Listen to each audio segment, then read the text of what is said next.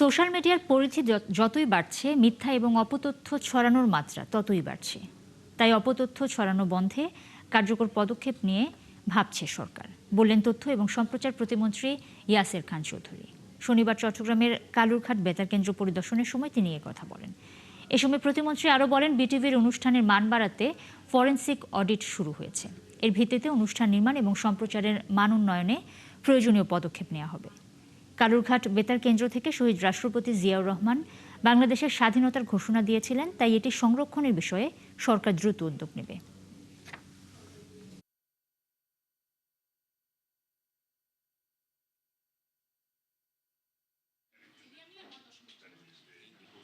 আমরা একটি বড় প্রজেক্ট হাতে নিয়েছি নিউ মিডিয়ার মাধ্যমে, এবং মিস ইনফরমেশন, ডিসইনফরমেশন, অপতথ্য বা যেই তথ্যগুলা সঠিক নয়, যেগুলো প্রচার হচ্ছে বা প্রচার করার যেই প্রবণতাটা দেখা যাচ্ছে, সেখানে সাইবার সুরক্ষা আইনের মাধ্যমে এবং আমরা অপতথ্য এবং মিথ্যা তথ্য প্রচার বন্ধ করার জন্য আমরা বিভিন্ন রকম প্রজেক্ট হাতে নিয়েছি।